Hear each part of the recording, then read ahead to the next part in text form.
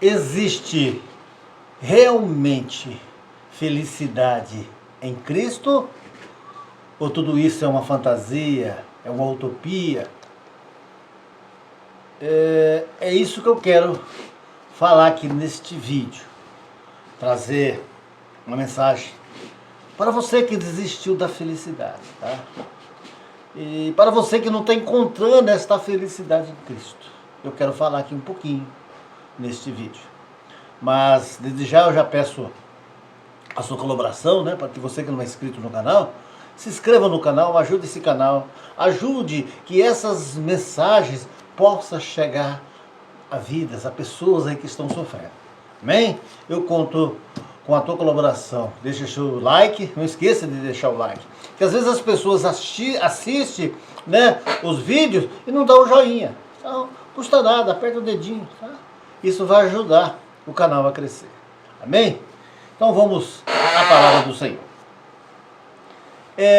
Jesus, no início do seu ministério, o ensinamento dele começa com aquele famoso, né, Sermão da Montanha. E tudo que Jesus ensinou, tudo que Jesus falou, né, nos seus dias em carne como homem, os apóstolos entenderam e transformaram todo o ensino de Jesus em doutrinas, né, para as nossas vidas. E às vezes, para nós entendermos o que Jesus fala como doutrina, nós temos que ir para as cartas do apóstolo Paulo, nós temos que ir lá para que João escreveu, para que Pedro escreveu, né, para que Tiago escreveu. Então, quando a gente entende isso e começa a buscar o entendimento, né, para que possamos crescer na graça, no conhecimento, a gente começa a encontrar o caminho da felicidade. Que a felicidade é um caminho. Jesus fala, na palavra diz assim, ó, seguir a paz com todos e a santificação sem a qual ninguém verá o Senhor. Então a gente entende isso, que a palavra está dizendo seguir a paz, seguir a santificação. E quando nós estamos nesse processo de seguir, nós vamos encontrando a felicidade. E Jesus fala isso no Sermão da Montanha, que ele fala sobre as bem-aventuranças. A palavra bem-aventurado significa feliz, mais do que feliz, né? Então, se Jesus está falando que nós temos a possibilidade de sermos felizes nele, com certeza nós vamos ser felizes. Lá no Sermão da Montanha, ele começa dizendo assim, lá no capítulo 5 de Mateus, no verso 3 a seguir, ele começa a dizer assim, ó, bem-aventurados os pobres de espírito, porque deles é o reino dos céus. Tem uma tradução que diz assim, ó, bem-aventurados os humildes de espírito.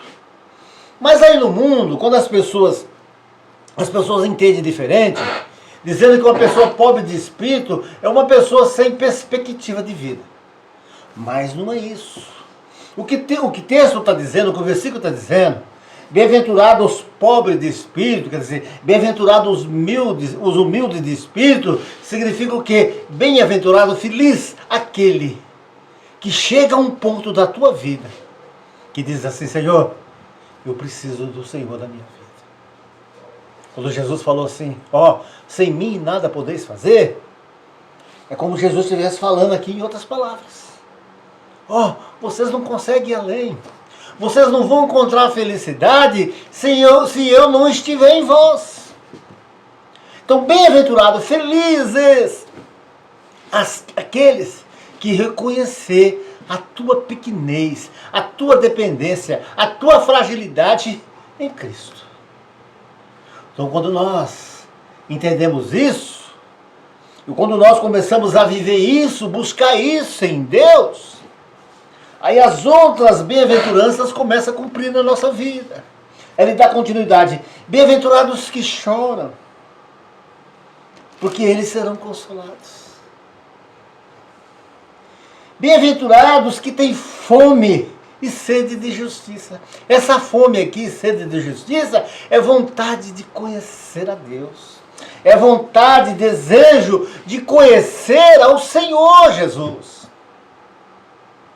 Ele não diz crescer na graça e no conhecimento, né, do Senhor Jesus? Lá no Antigo Testamento tem um versículo que fala assim, ó, o meu povo foi destruído porque lhe faltou o conhecimento, mas o conhecimento de Cristo. Então, quando nós começamos a nos sentir diante de Deus, que somos frágeis, necessitados, começa a brotar em nós o desejo de conhecer mais ao Senhor. Bem-aventurados os misericordiosos, porque eles alcançarão misericórdia. Bem-aventurados os limpos de coração, porque eles verão a Deus. Bem-aventurados os pacificadores, porque eles são chamados filhos de Deus.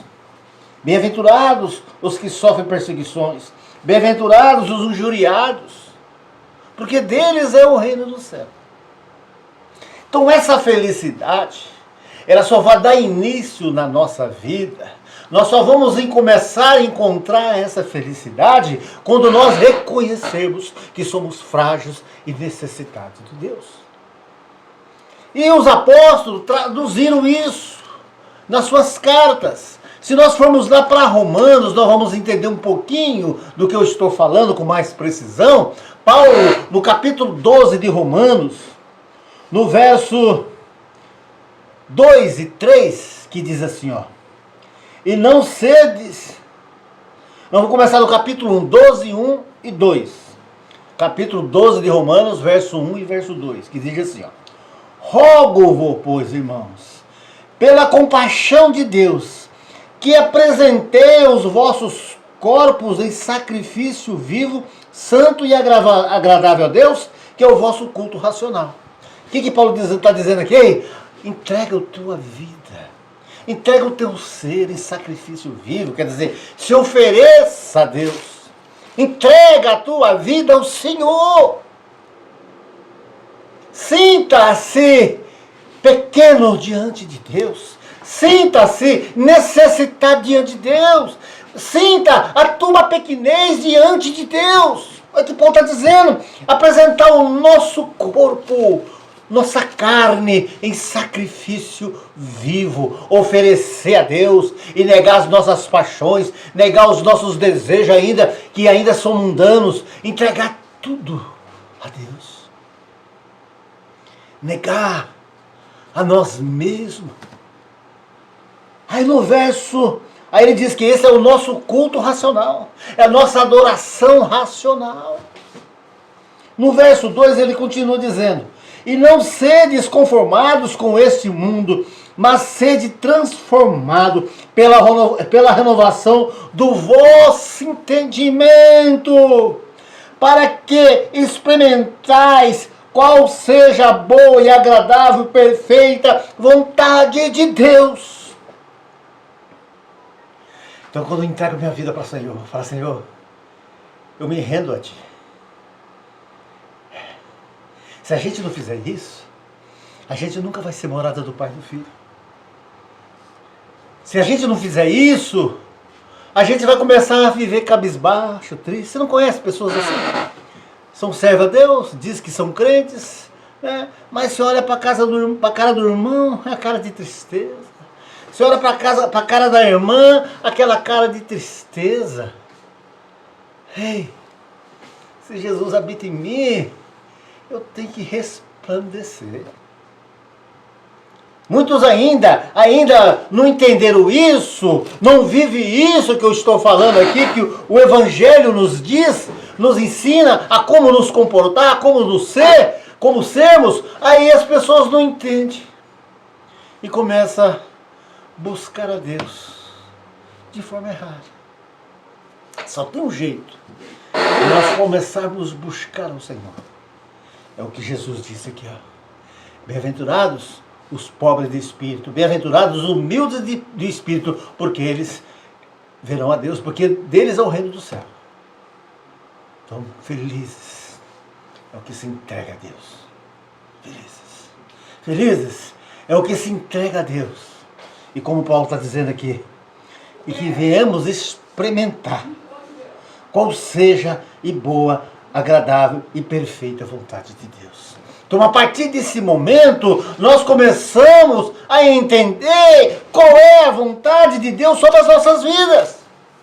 Aí João, lá na sua carta, na sua primeira carta de João 5,14, ele diz assim, 1 João 5,14, ele diz assim, e as pessoas não entendem esse versículo aqui, e se frustram. Aí vem a tristeza, vem o desânimo, param de caminhar, param de buscar o Senhor, porque não entenderam o que o João está escrevendo aqui.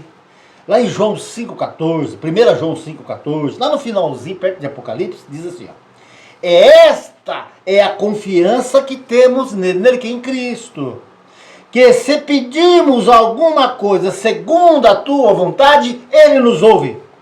E se sabemos que ele nos ouve em tudo o que pedimos, sabemos que alcançamos as petições que lhe fizemos. Então a gente olha aqui, meu Deus, mas eu peço as coisas não acontecem. Está dizendo aqui, tudo que eu pedi eu seria atendido. Mas segundo a tua vontade. Aí quando eu passo a ser morado do Pai e do Filho, eu começo a entender qual é a boa e agradável vontade do Pai. Não é o que acabamos de ler agora em Romanos 12?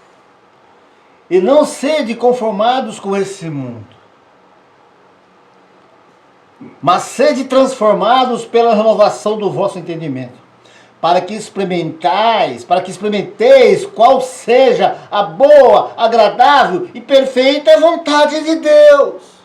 E é só assim que eu vou saber, entender e compreender qual é a vontade de Deus na minha vida.